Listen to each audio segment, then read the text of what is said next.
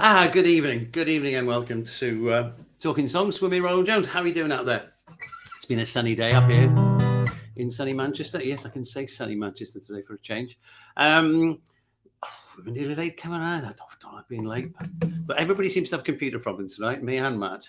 So I think it's maybe the hot weather. Maybe the servers aren't used to sunshine or something like that. Anyway, so so how are we all doing out there? We're all hunky-dory, as they say. Can you say hunky-dory these days? I think we can. Bit of news. We've actually now exceeded 100,000 viewers since we started doing this back in June. So thanks to all of you for listening in, tuning in, and enjoying the music, and hopefully spreading it out to other people. So we've got, I think we've done quite well in whatever it's been, 7 months. 35, this has been number 36, I think. 36 interviewees, all lots of fun, lots of variety, which I'm very pleased about, and all sorts of people coming from different places. And actually, I'm not sure where Matt is today. I don't think I asked him that. Anyway, we'll find out shortly. But in the meantime, I'm going to play a song. It's called Squeeze Me Right.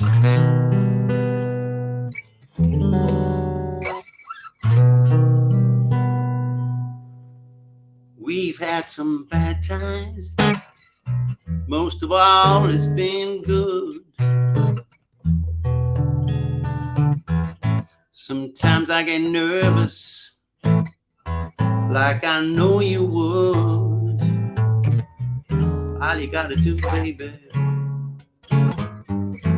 is hold me and squeeze me right.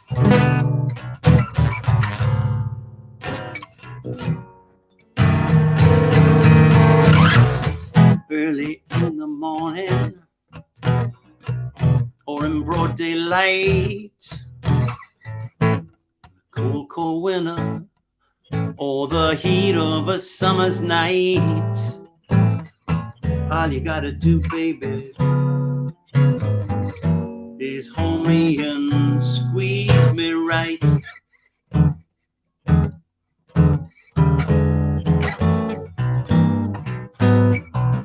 And if I see that worried look appear upon your face, you know I won't let you down.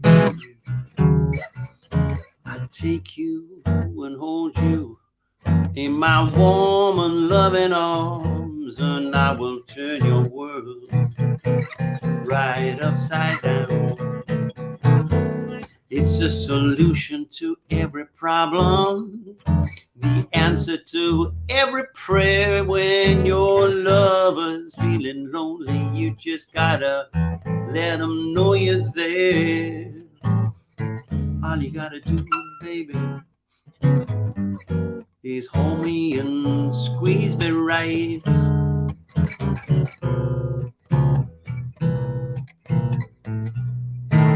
Now nobody is perfect, least of all me and you.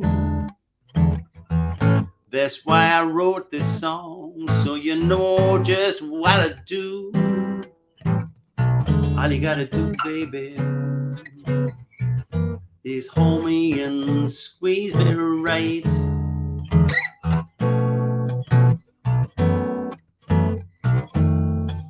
Now promises get broken, truth turned into lies. Will you open up your heart to me, and then I will open up your eyes.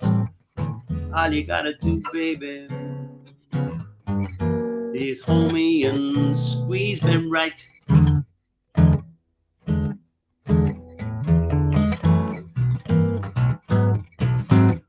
When I see that worried look appear upon your face, you know I will not let you down. I'll take you and hold you in my warm and loving arms, and I will turn your world right upside down. It's a solution to every problem, answer all the prayers. When your lover's feeling lonely, you just gotta let them know you're there. All you gotta do, people, is hold them and squeeze them. All you gotta do, people, is hold them and squeeze them.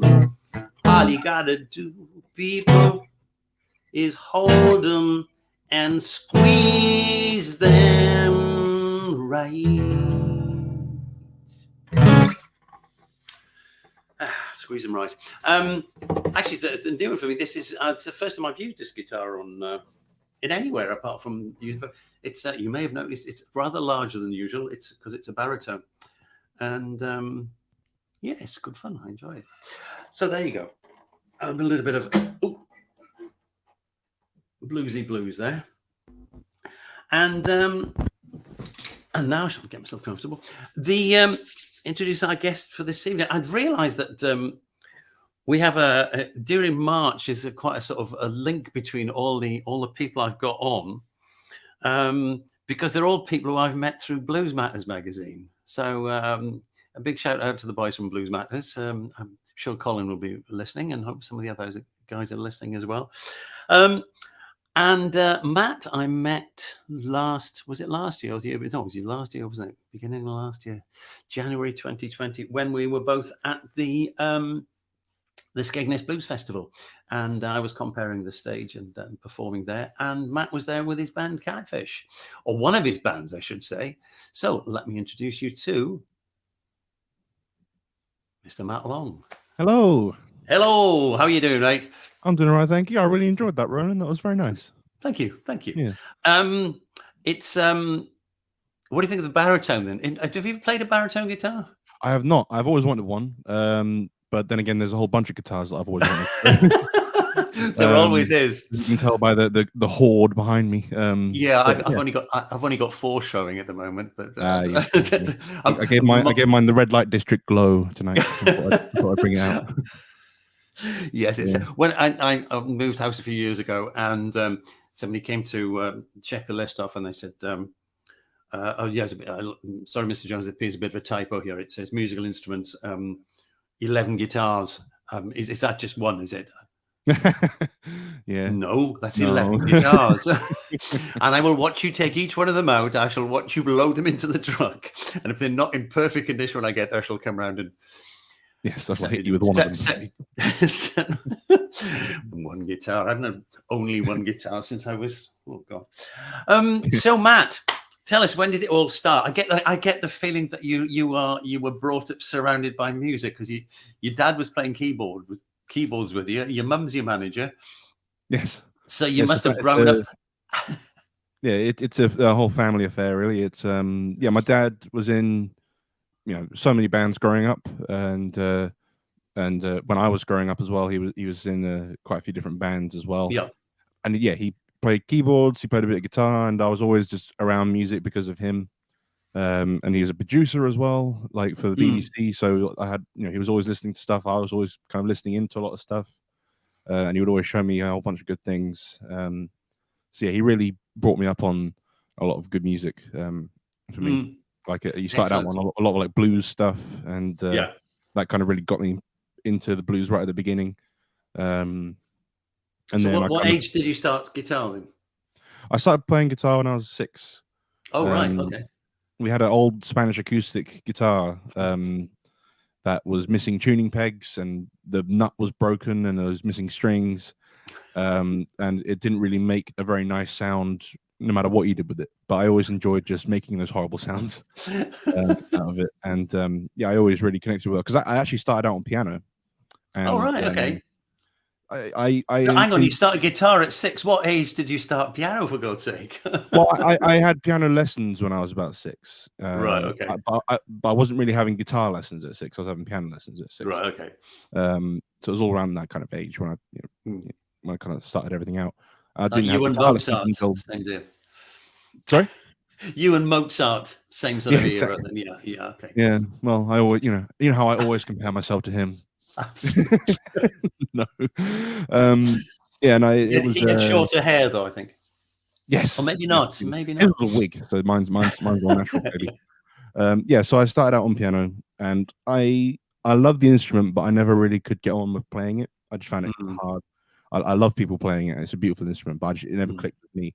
So I asked my parents if I could play the guitar because I was enjoying playing this, horrible thing mm. for so many years. And I was like, yeah, I would rather get some guitar lessons if that's okay. And they said yes, absolutely. So Brilliant. I was about 8 at that time when I started having Mm, um, at least started considering playing it more. Was when I was mm, about 8 and having lessons and stuff. And then it kind of progressed from there. Really, never really stopped. I went to music college instead of normal college, right. and yeah, it's just kind of been a going up and up ever since. Really, Excellent. and here I am at 26, 20 years later, doing Still this. enjoying it. Yeah, still trying, still giving it a Well, go. I don't know if I don't know if I said this to you the other day, but I was listening to something on the Sky Arts channel the other night, and it was George Benson was on it. Yeah. And he was talking to some young learners there, and they were saying, like, really hoping to learn something from you, sort of thing. And he said that when he said, well, I was your age, I met Wes Montgomery, and Wes Montgomery Right. was his big hero. Yeah. And he said, so I said to Wes Montgomery, I said, can you teach me something? Mm-hmm. And Wes Montgomery said, no. George Benson said, what do you mean no? And Wes Montgomery said, I'm too busy still learning myself. Which I thought it's very true. It's very true. You never stop learning. You never stop Absolutely learning. not. Yeah, I have to say that even now, after 50 years of playing, there are still times when I think, oh, God, I never thought of that before. Exactly. Yeah. Yeah. No, So, there's so many people who just like they start out playing thinking there is an end game. yeah. And they're like, I want to reach the top of the mountain. And I'm like, there is no such thing. You just keep going and keep going, and you can only be better than yourself a week ago. Then you can be better than another guitar player or a famous guitar player or someone like that. So, well, the other quote I like was, and I think I did quote this more recently, and it was two quotes side by side, and one was from Kanye West, who said, I'm just a genius, that's all there is. And on the other hand, Jimi Hendrix said, I don't like compliments, it distracts me. Yep, exactly. That's the root. We have that quote hung up on the wall, not the Kanye West one. The Jimi Hendrix one. Excellent. No, I really do not like Kanye West, unfortunately. No. Okay, so another thing we're in agreement with. So, okay, where do you want to start? Do you want to do us a song then? I could give you a song, give you a tune.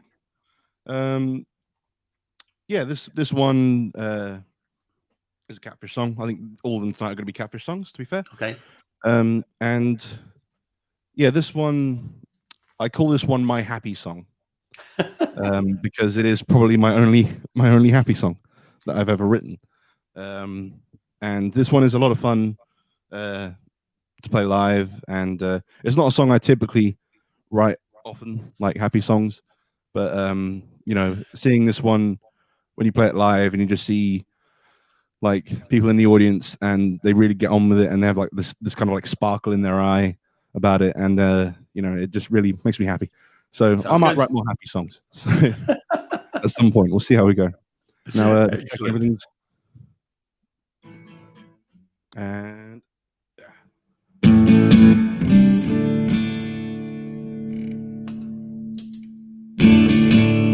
all right, let me get in my cave. Hello. There we go. All right. This is a song off the Catfish album Broken Man, and this is called Better Days.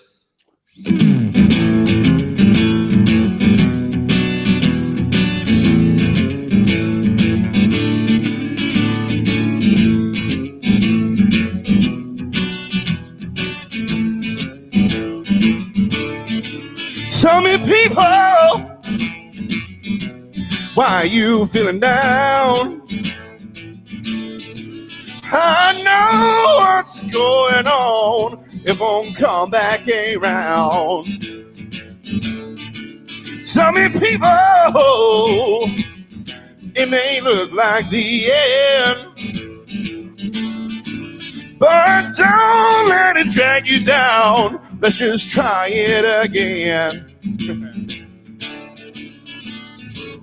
I won't stand and tell you now that everything's alright, even though that the time's looking bad. You shouldn't be so worried, you shouldn't be so sad, because people, I know we're bound for better days. I said people, better days will come our way. Tell me, darling, why you look so blue?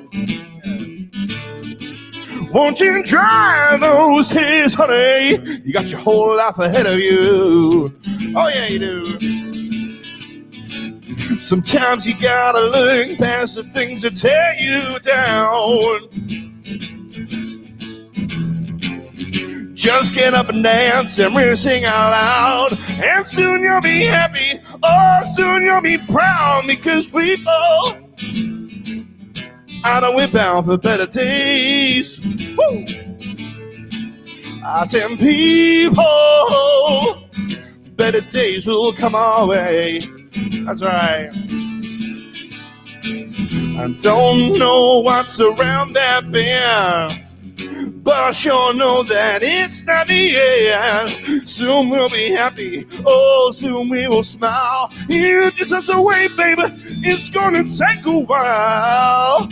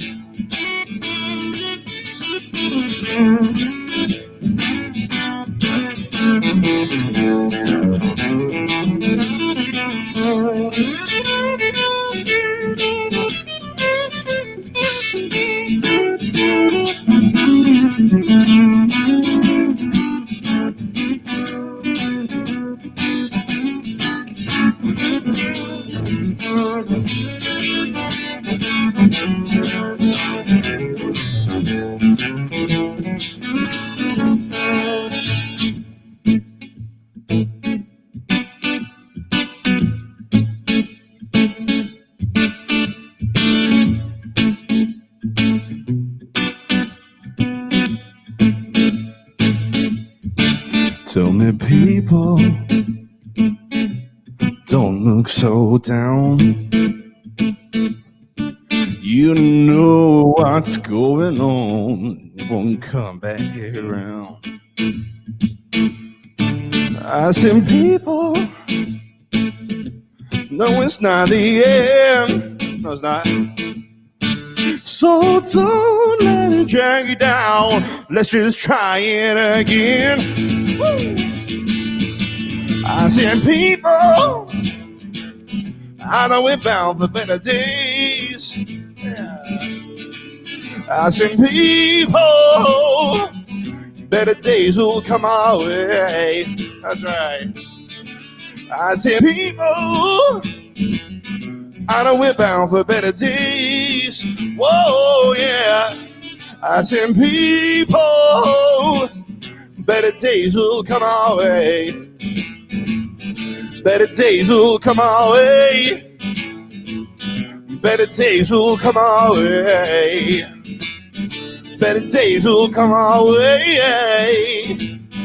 Better days will come our way. Yeah. Excellent. Yeah, we had a lot of nice comments on that from. I saw. I didn't. Yeah, it was nice to see some comments on there. Yes, I've only just discovered how to do that. I'll be honest with you, I didn't realise I could do that before. But hello, everyone. Terry Higdon, love this happy song. Hi, Terry. Yeah, she's one of the lovely people who I was talking about who have that little sparkle in their eye every time they hear that song, and she does. She and a bunch of her friends, our friends. There's another one called Rosalind. She does the whole arm waving thing every time I've heard that song. So, And so hi, Rosalind Terry. Ann Smith as well. So presumably she's one of your arm wavers. Yeah, the old arm waver gang is all in. So, so that's wonderful to see. Hi, everyone. Arm wavers of the world. Yes. Peter Irwell, great singing. Terry Higdon again. Yeah. Oh no, that's sorry. That's this is a conversation going on between Terry and Rosalind now. I hope you don't. Right, okay, fair enough. I don't think they need us anymore, but we'll carry on anyway. Nice to have you here, guys. Nice one. I like the way you use your looper. Because I have this thing about loopers. I have a loop pedal which I use. But what I find irritating, and you did it seamlessly, which is the way it feels right. It's just a part of the song.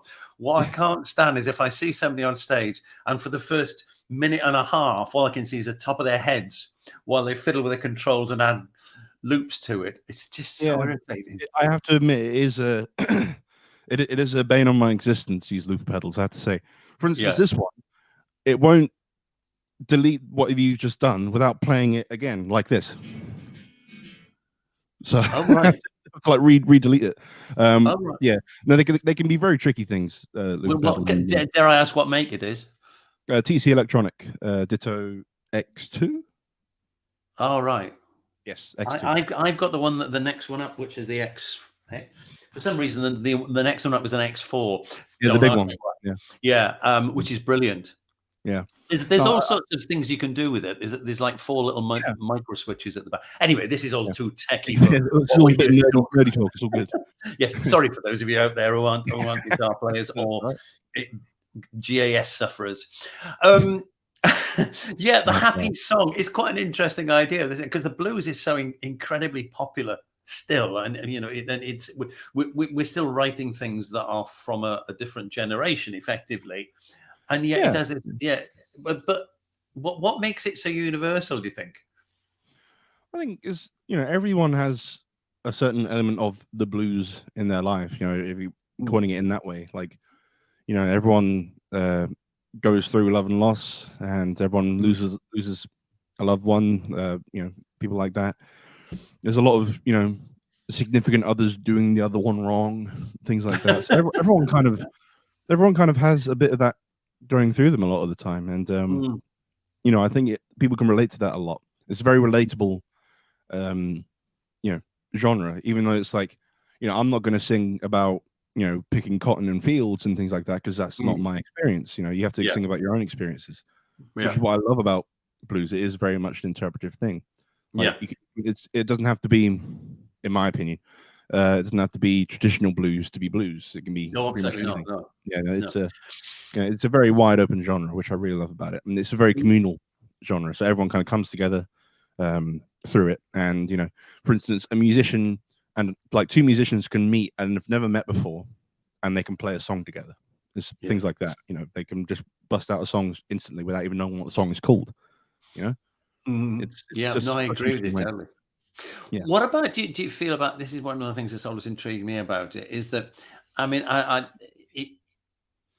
in terms of blues as a genre, it is essentially Afro-American, and therefore there is a tendency to use the vocabulary of that side.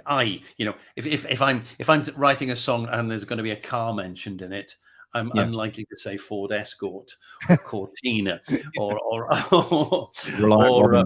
Reliant. No, Reliant. Not a bad idea. It's more likely to be Cadillac, although I've never driven a Cadillac in my life. You know what I mean? Yeah. Well, yeah, exactly. It's a certain like air about the blues, isn't there? You can't really, like you say, you probably could write a song about all those cars. To be fair, just I don't know how well it would go down. Well, I always relate the thing. A guy that I used to work with a lot wrote a song once, and it was a sort of traveling bluesy country song. And either the first or the second line was, "I got to Matlock just before the break of day," and I just it never it didn't seem to work for me. I don't know, it feels it needs to. It needs to be Memphis rather than Matlock. I have nothing against Matlock, I say. No. Yeah, no, I know what you mean, and exactly exactly what I mean is like you can't really, you can kind of sing about, your own experiences. Mm. You know, like I said, I wouldn't sing a song about like, you know, the traditional blues kind of things, but yeah, you do it in your own way with a, you know, it's like your impression of Yes. blues in a way. Yeah, your If that makes any interpretation. sense. Yeah. Yeah. When did you first start writing, do you think? Quite, you know, late on in my playing career. Mm. I'd say I was more just interested in learning other songs and kind of uh, picking things out with my ear than I was with writing at the time. I would say probably about, I think maybe 13 All right. was when Okay. I first wrote my first song, which was a terrible song and it will never see the light of Mm. day. But but you know, you learn from there. So yeah, I think the first original stuff that I released was probably during college. Mm.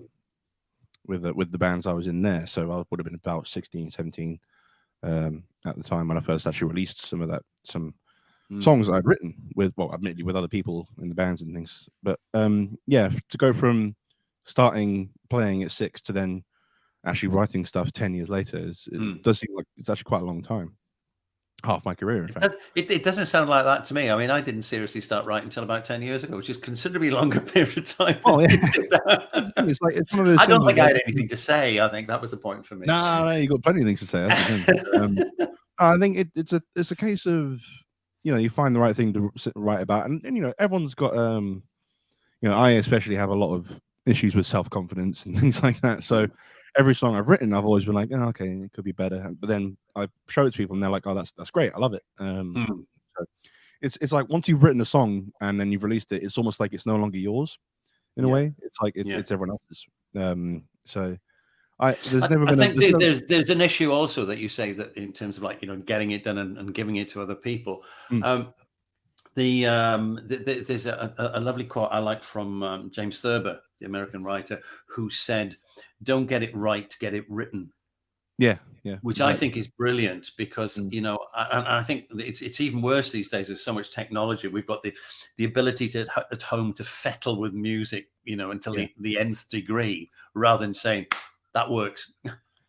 Yeah, exactly. Like there has to be a point where you know, you have to say you're finished with that song because it's like Mm, otherwise you're just going to keep writing it forever. And it's just mm. like, you know, certain songs anyway. Some songs come out like, you know, it's very easy to put them down on paper. Yeah, It's like preformed. exactly, yeah. It's like the second it comes out of your head, it's like it's written sometimes, Yeah. you know. But there are certain songs where it's like it's a bit more, you know, you want to take more time over it, which is fine. Mm, You take all the time in the world over it, but at some point you have to be almost harsh on yourself and just be like, right, that has to be it. That has to be. yeah. I have the same thing with recording as well. I'm like, I'm very picky with recording, and I will mix, or I will be in the band will be in the mixing process for a long time, Mm. purely because of me. Because I'll just be like, oh, it could be better here. It could be do a bit of that, and oh, I don't know. It could be months and months of just me fanning arsing Fettling. around, just messing with things, and it's just like I had the same thing with songs as well. So Yeah. it's a long. It can be a long process a lot of Well, the time. But funny sometimes enough, your point about recording was the next thing I was going to ask you, yeah. because I just, you know, I'm not imposing, but just to say my perspective on it is, although I have the gear at here, I've got some nice monitors and everything. Everything I've recorded, I've gone into a studio and done because I like the discipline of saying, right, I'm here for X amount of days. Yeah. I would love to have that discipline, but I do not, and I spend far too much time on things, and it costs me a lot of money if I'm doing it that way. Which I discovered doing one of my more recent albums. I was like, I'm going to try it differently. I'm going to record it properly, like how you know everyone else does it, and just like spend time in the studio, have a certain amount of time, Yeah, and do it in there. Oh, it cost me a lot of money. A lot of money. So I am in the process of learning how to produce things myself, so I can spend as much time as I need on it. So it's only your own time wasting on it. Yeah, that's fair. Exactly. I'll only waste my own time on it. I had a weird the last album I put up, which I recorded at Skegness last year. Basically, I'd taken along a stereo recorder and asked the guys on the desk just to record it for me. My solo gig with guitar on one channel and voice on the other.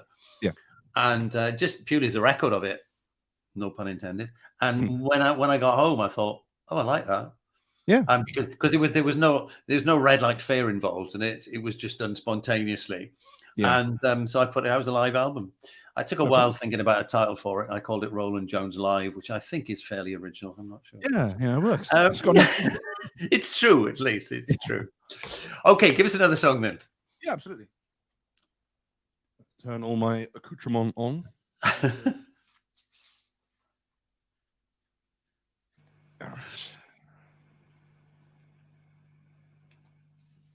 Okay, so this one, I'll turn my reverb off for a second. Actually, this one is off one of the more. This is off the most recent,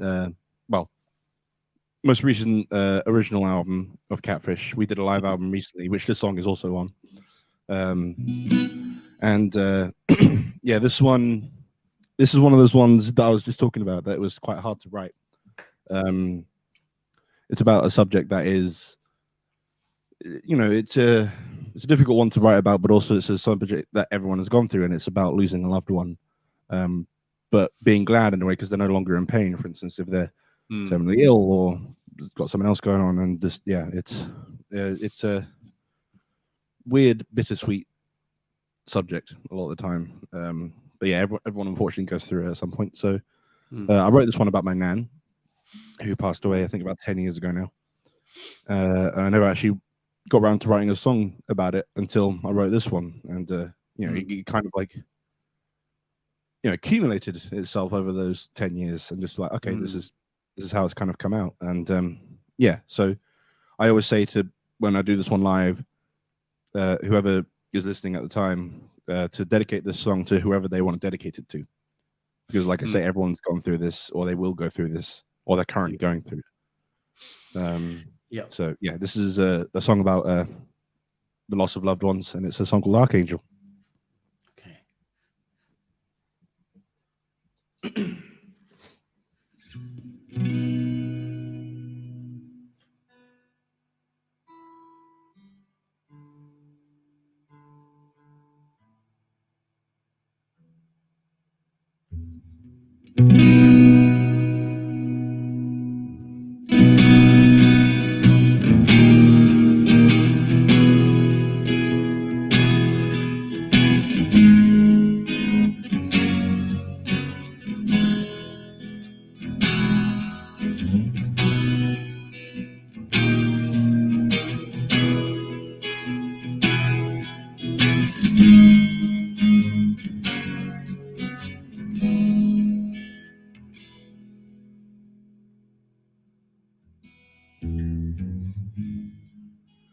I can't keep you here.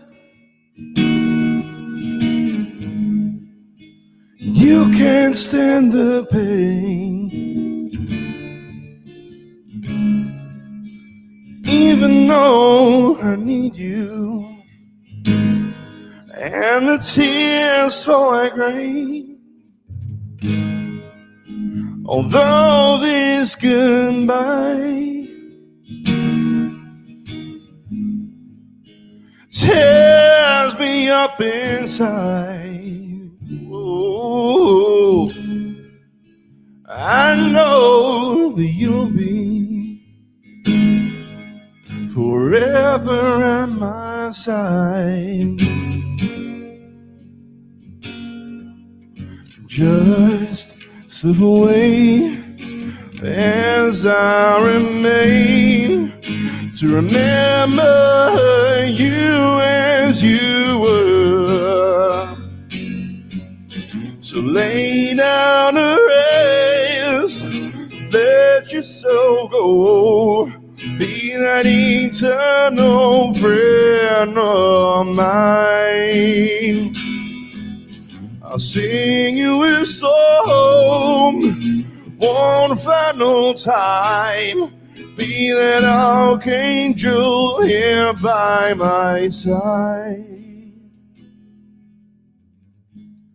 The rest of my life seems so unclear, oh Lord, but it's so selfish of me to try and keep you here. Soon all the pain will go away, and you will know peace once again. So lay down a race, let your soul go, be that eternal friend of mine. Sing you a song one final time, be that archangel here by my side.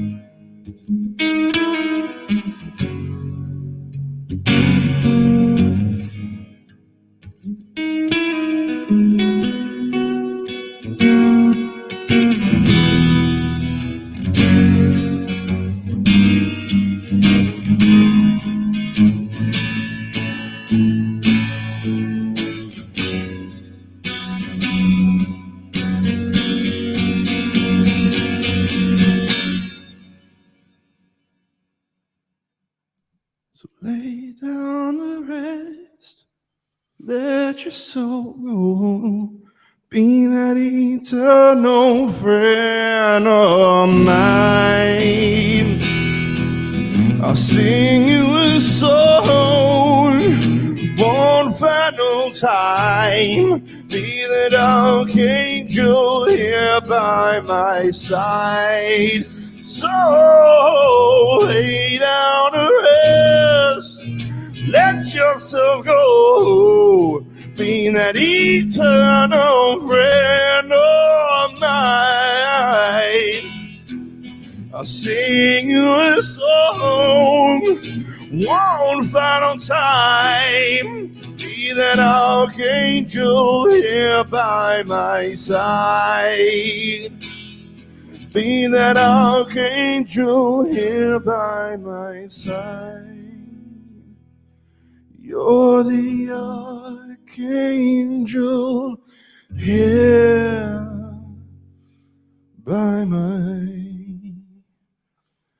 side.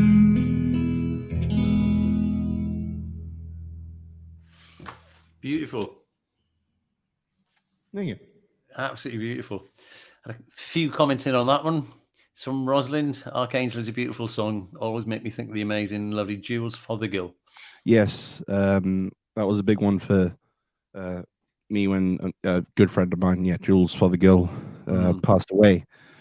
He was a big influence on me. Like, he was such a great guitar player and musician in general, and such a lovely guy. And he actually passed away 2 years ago yesterday. Yeah, that's what. Exactly 2 years ago to the 2 day. years ago yesterday, and it was, it was not a, it devastated not just myself but the whole community, because he was just one of those guys that just had such a big influence in such a positive way. So yeah, I always think of him, a lot of the time when I play that song, and he's a good friend to me, and good friend to everyone. So yeah, that is one of the many people. It's a very, very personal song. It's very and I was nervous about writing it, to be fair, because it's one of those subjects that you feel like you're never going to do like the perfect job at it, because it's such a deep personal thing that you can never really describe it like that. And I have a couple of songs that are like that. Another one that I have like that is Exile, which is singing about living with depression and anxiety on a daily basis. And again, it's a subject that you don't really think about being, you don't think you're able to convey it in the right way, because it's such a big thing to the person involved, that you just don't think you would be able to write about it properly. But I just have to give it a go. So it's one of those when you write something, do you? I mean, we've talked about a couple of songs now, and it strikes me that you seem to have an idea about the song. It's like most people seem to say, well, I had this idea for a line and it developed from that, or I had a guitar line or a chord sequence or something like that. Whereas you seem to come from it come at it from a different angle, where you've got like, I've got this idea about, I want to write about my nan or this situation, and then you construct something within that, which is quite unusual. Well, it's you know, I can, whenever I write songs, it can be from completely different ways. You know, sometimes it'll start off with a guitar riff, and then I'll like, oh, that sounds like, you know, in my head it will click something off about a certain subject, and I'll be like, okay, I'll write about that. Yeah. And other times I will have, like you say, a line of a lyric, and I'll be like, oh, that's kind of cool. That could be like the hook of the song, and then kind of write the song around that and have the guitar underneath it. But yeah, sometimes they do. I never like sit down to write a song, which is the thing. I always like it to come naturally.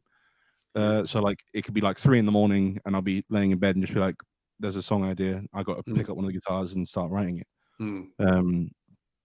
So that's how I prefer to do it, because it feels more natural to me. I would love to be able to just sit down and write songs, because there are many times where you go for a long time and you haven't written anything. It has to spark off naturally. You know, for instance, in a quarantine where you've not got much going on, it's kind of hard to be like, I'll write about that. Because you're not doing anything. It's a common thread that, I mean, of the 36 people I've spoken to, virtually all of them have said, well, it's difficult because you don't have interaction with other people. So, and that's what stimulates these things, isn't it? Yeah, exactly. It's like I said, some musicians can just sit down, write songs, and they're great songs. Like they're it's almost like, you know, it's homework for them. Like they're just like, this is what I do. This is what I'm great at doing, which is fantastic. And like I said, I'd love to be able to do that. But yeah, when it's more of a natural thing and it comes off the top of the head, when you're stuck inside for a year, it's kind of hard to get inspired by things. So I have found it difficult during quarantine, I have to say, to find things to write about lyrically. I've written a whole bunch of guitar stuff, because all I've done is just play guitar most of the time. So I think once, you know, I've got a few ideas coming in, and you know, I have a few song ideas that I just need to flesh out, essentially. So yeah, I think that's also been a common thread. It certainly has been for me, in the sense that I've got quite a lot of ideas, but they're like half finished. And I've got, I mean, I was flicking through one of my daily journal things the other day, and I realized there were pages and pages of chord sequences in there. And you know, these are all associated with tiny film clips on my iPhone. But the whole thing hasn't got together yet to finish it into a. Oh yeah, that's exactly it. Like I've always said to people, if you have a smartphone or anything like that, you can record something on. If you get an idea, even if it's like you hum a melody, or you have a guitar with you and you play a little thing, or if it's like a little solo idea, just like I like that lick or something like that. I always say, try and record it, put it on your phone, and then it could be years until you hear that again. But then it's like you can flick through and like, oh, that's really cool for this song that I'm writing right now, even though I wrote this thing years ago. So I never throw away any ideas. Well, I have to say that I've been sort of doing that with the iPhone for years now, and it works. Unfortunately, it got to the stage where I think it was about 18 months ago, where I looked and I had 190 clips on there, and I thought, well, there's no way I can remember what all those are anyway. So I decided I would bin them all, and I couldn't bring myself to do it. No, I transferred them all onto my laptop, so they're all still waiting there to be looked at. You could free up some space on your phone by putting it in your iTunes. But yeah, apart from that, I would never throw it away. Like you never know, even if it's like a tiny little thing. Like, you know, and at the time it seems seemingly insignificant. It could be the part you need later on in life that it's just like that fits perfectly in this thing. So you never know. No, absolutely right. But it's very interesting that what you say about people who can sit down and write. I mean, the one that always puzzles me. I'm a huge fan of Carole King, and if you think that until Tapestry came along, she sat in the Brill Building and just churned out song after song every day, and then you listen to something like that album, which is arguably perfect. Yeah, you know, there's not a Duff song on it, and there's a lot of heartfelt stuff on it, and I still can't get my head around the fact that the same person is the one who was, you know, a short while before that, churning out well, I say turning out lots of pop songs on a daily basis. Yeah, exactly. You know, it's I'm so envious of people who can do that. Just like Yeah. actually, yeah, like I say, not churning out, but turning out songs, Mm. and they're all fantastic. Yeah, And I it's just like, shouldn't have said churning. I was speaking to a friend of mine. It's a bit of a name drop clang. Stevie Nimmo of Nimmo Right. Brothers, and Yeah, now of King King. okay. He's a good mate of mine, and I was speaking to him about his songwriting process because, like, I loved his album, his most recent album, Skyrock Fall, and I was like, the songwriting on here is brilliant. Like, I love it. How do you? I asked him kind of like how he went about going write songs, and he said, "I'm not going to do a Scottish accent, but he said I don't write songs until I need an album, and then he just sits down and writes an album in like a day or so, and it's like, Mm. how do you do that? That's just insane to me. Like, it's because my process is different. It's just how people write. But he Yeah. said to me, like, he had like the opposite mentality to me, and he said, like, if I can't finish a song in one session, like writing it, if I can't finish it in one session, I'm not using it. Like, that's it. It means Wow. he thinks that means it's no good. Yeah. And like, so I can kind of see where he's coming from with that, but then at the same time, I'm the guy who's got years of stuff backed up on his phone in case I need to use it one day. So it's a completely different mentality. But I can't argue with his results. Yeah, exactly. If it works for him, it works for him. Exactly, yeah. Everyone's different, with the songwriting thing, which I find it really interesting. That's why, like, if I'm chatting to a musician, I'm getting to know someone, I will kind of ask them what their process is. You know, it's not like me trying to get secrets and things like that, and because I do things my way and they do things their way. I just find it interesting to be like, what's your way? You know, why do you think I started doing this series of programs? Exactly. I should start my own one. It'd be great. It's just it is a fascinating thing, and everybody does approach it differently. Yeah, really. Sort of the other thing is that various people. I mean, you were saying then about Steve, how he writes something ready to record it. Yeah. Now, I don't know about you, but I find that songs that I would prefer to perform them before I record them because they evolve. What about you? Do you find it's definitely my dad has a saying. Well, he has a mentality of like, you should really record the album after the tour. Because then you've played the songs live and you've fleshed them out more. Yeah. And then when you go to record it, it's like the songs are fully set. You know what they're going to be like, because they always kind of change. Yeah. Even if it's tiny little bits or huge things, you add like whole sections in when you do it live. And like, it can be really interesting to just live workshop it a bit. But unfortunately, you need the album to promote the tour. Yeah. So you need to do it at the beginning. So it's kind of like in an ideal world, you record it after the tour. Because otherwise, you would have done a whole tour, everyone's heard the songs, and then they're not going to buy the album because they've already heard it. But I mean, they would. But like, they need to buy a blank album beforehand, and then you send them the tracks. That's exactly, yeah, exactly. I'll send you, a link. I mean, you said about adding things to it. I mean, I don't know about you, but I've done it the other way around. There was one song I recorded 4 or 5 years ago, and it had a bridge section to it, and I moved back to the UK from Italy, and I recorded it here. And then when I went back to Italy to play with my band out there, they said, "What's happened to the bridge?" I said, "Well, I've scrapped that. I don't play that." And they were puzzled by this, but because it had this rhythmic thing in it, which was quite hypnotic, and it seemed to work well, I thought, well, I don't need that.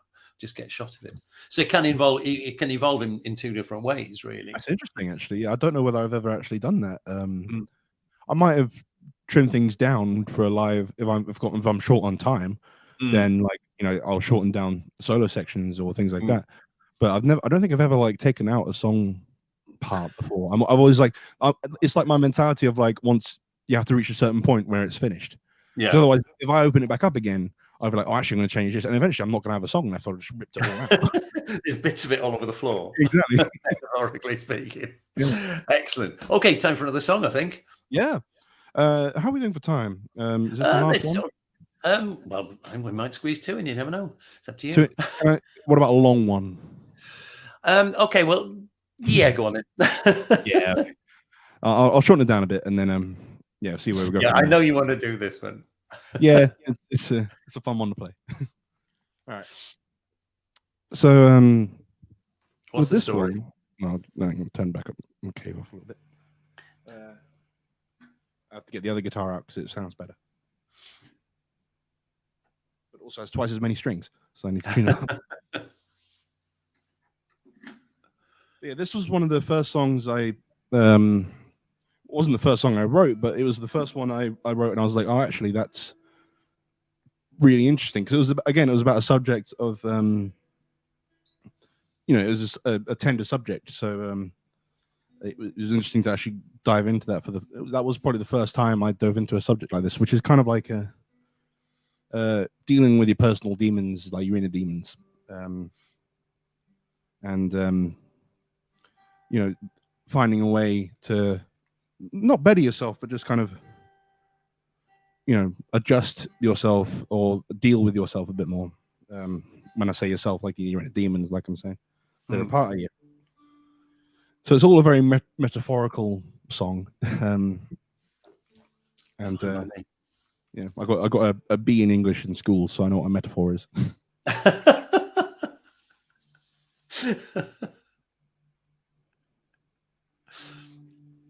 And yeah, it just felt there we go. It felt good to write a song like that. That made me feel that way for the first time. I'd written songs before that, and I enjoyed them, but this was the first one that was like a deep, meaningful song for me. So it's always kind of meant a lot to me, this one, and we do it at pretty much every Catfish gig we do. I doubt there's ever a gig that we haven't played this song. So yeah, I'll do it for you guys now. It's a song called Broken Man.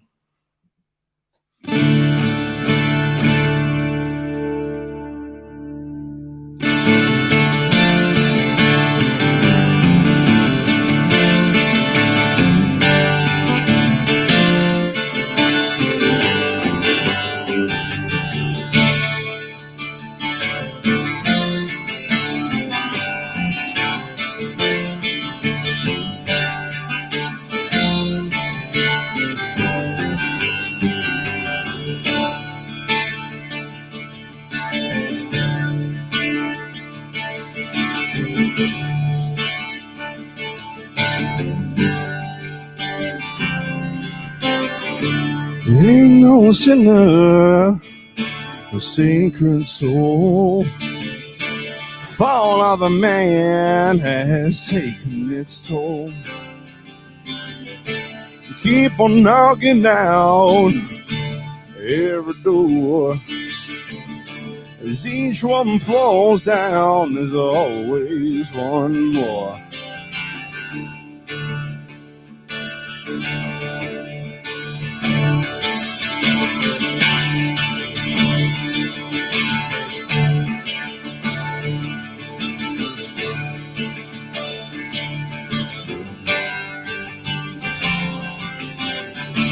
Time is a killer, it takes too long. It strikes the weak and withers the strong. Hands of bone may seek the fire. They fall apart when they found desire. I'm going back to the land on the motor. Gonna find me the broken man. Turn my way through the streams and the river. Bring that broken man home. I'm going back to the land on the motor. Gonna find me the broken man. Turn my way through the streams and the river. Bring that broken man home.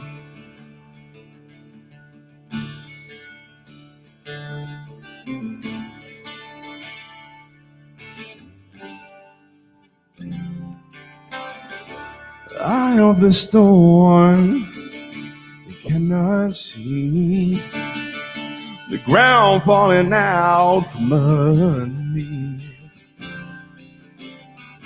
The finest shoes laced with dirt. It tells you how much that old broken man is worth. See the bones underneath the skin. Well, there's no smile, just an back to the ground. The wind that blows through the long range trees is enough to bring broken man to his knees. I'm going back to the land on the border. Gonna find me the broken man. Turn my way through the streams and the river. Bring that broken man home.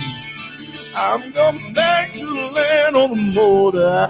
Gonna find me the broken man. Turn my way through the streams and the river. Bring that broken man home. Tears falling down, turn into rain. Oh, again, falling down.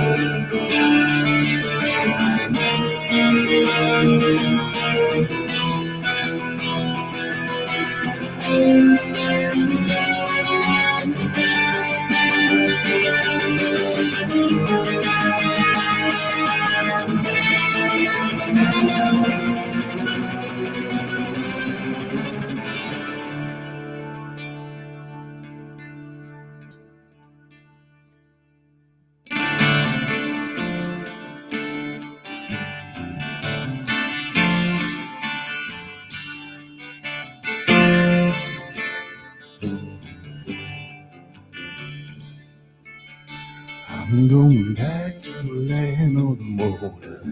Gonna find me the broken man. Turn my way through the streets and the river.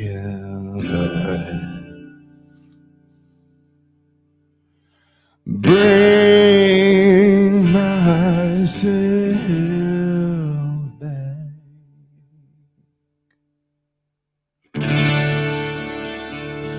Home.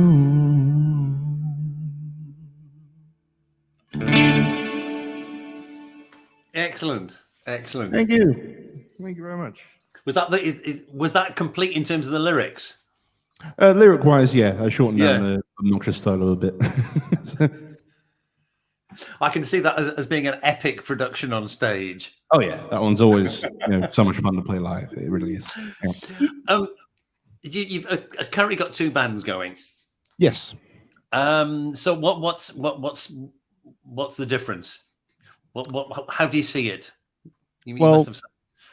Yeah, one band is the blues rock band. That's my love of the blues, and can go from anywhere from traditional blues to rockier blues, or even sometimes just straight up rock. But the other band is definitely a heavy rock band. It's a bordering on metal kind of band, which is one of the other genres that I love a lot. And I used to play a lot of heavy rock and metal in college, and I loved every minute of it. So I wasn't really doing a huge amount of that for a long time since college, because all the bands I was in just didn't work out. So yeah, how do you find it in terms of writing? Writing, it's a similar process. It's more based on me in the metal one. It does stem more from my own, solely from me. I mean, the other guys in the band input things a lot of the time as well, but like it will always stem from me. Whereas in Catfish, it can be between myself and Paul. So it's more collaborative in Catfish. Whereas with the Revenant ones, it is still collaborative, but it's mainly my essence and vision. I guess it's kind of like a narcissistic way of saying it, but it is basically what it is essentially. But yeah, I like that honesty. I don't downplay the other guys at all, because they do bring a lot to the band, and they do, like I say, they input a lot of things a lot of the time as well. So it is definitely a band rather than a solo project, which is what it started out being.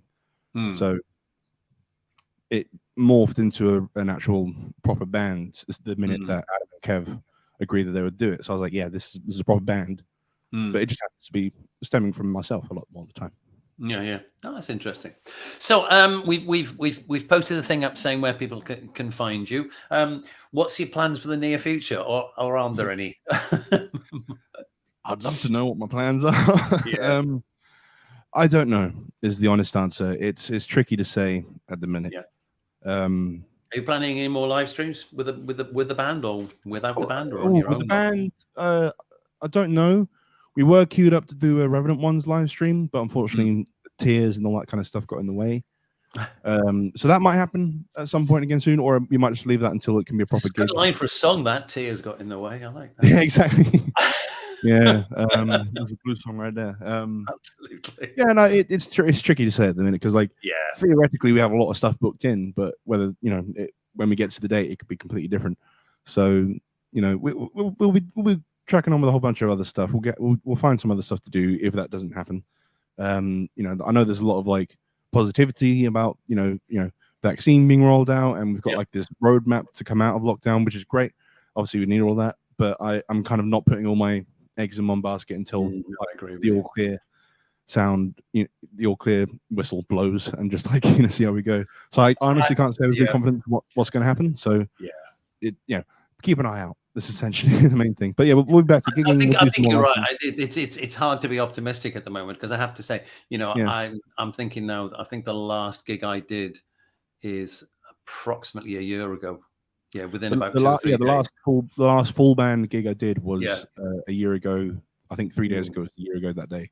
I did an acoustic gig shortly after, but as far as an actual band gig, it's been over a year. Well, so if somebody had said to you at that point, well, you won't be playing another gig for a year, you'd have said, that's technically not true. That was the last Catfish gig we did. I did do when things lifted a little bit in October, November time. We did actually manage to squeeze in a Revenant Ones gig, which was a lot of fun. Because that was like first time we played in quite several months. But the day after was lockdown, so we managed to squeeze one in. But apart from with Catfish, apart from the live stream that we did when we got the album from, it's over a year since we've done a gig. That's quite a harrowing thought. Well, Matt, it's been great talking to you, mate. It's been a pleasure being on. Thank you for having me, Rowland. Yeah, it's an absolute pleasure. It's really good. I mean, I'm trying to, the people I'm talking to all sorts of different types of songwriters. You know, Mm. we had a pop singer on a few weeks ago. All right. Just after Christmas, we had Dana Gillespie. Yeah. Who was awesome. You know, a woman who's just recorded her 60th album. Wow. That was quite an experience. So, Yes, wow. we keep on doing this. That's my plan for the Yeah. future. So, Well, absolutely, man. I'm loving the layout. It's great fun, and you know, I had to say I was doing the whole thing with a broken toe, which is kind of fun. yes, I noticed you posted that. Yeah, Yeah, it was actually the day that I actually broke it the day before we did our little yeah, sound checky yeah, meetup thing. yeah. I was like, I could probably get away with it, you know, it'd be fine. It's not like I need it for a gig, so it's fine. But yeah, if I've winced every now and again, that's probably why. So, Right. Have you had anybody to look at it? it's fine. I've had like, you know, I don't want to bother medical professionals with it right now, especially they've got their hands full with a lot of things. No, it's fine. I've been told by a whole bunch of people that it really doesn't hurt, and it's just like, you know, it will fix itself. There's nothing anyone can really do. It's fine. You know, this is the first bone I've ever broken, so I haven't got any procedure on it. So. Oh, that's good. Yeah, it's fine. It's all good. It's all good. So don't go hurling yourself. No surfing the mosh pit or whatever they say. No. Exactly. Anyway, thanks a lot, Matt, and look after yourself, and to the rest of the Long family. Of course, I'll pass it on. I'll see you again soon. Thank you very much for having me, mate. Take care, mate. Absolute pleasure. That was good fun. I enjoyed that. What a nice man. Great guitar player, great lyrics, very, very committed lyrics as well. I think it's quite impressive. Yeah, lots of nice comments here. Superb as always, says Terry. It sets the hairs on my arms standing, says Ken. That's pretty good. So thanks for tuning in. Next week, we've got Michael Woods on, who's a guitar picker from the Northeast, who's rather good. The week after, we've had to change that around, so I'm not sure who's doing that. And then 23rd, we've got When Rivers Meet, another outfit that were at Skegness last year. And on the 30th, we've got Zoe Schwartz and Rob Correll, who were also on last year and the year before. So lots of things coming up. And also, I'm going to be starting another bi-weekly addition to this series of programs. Thank you, Rosalind. Thank you very much. A little thank you there from Rosalind and Smith. And so I'll be giving you a bit more information about that very shortly. In the meantime, look after yourselves, stay safe, and have fun. Take care. Bye.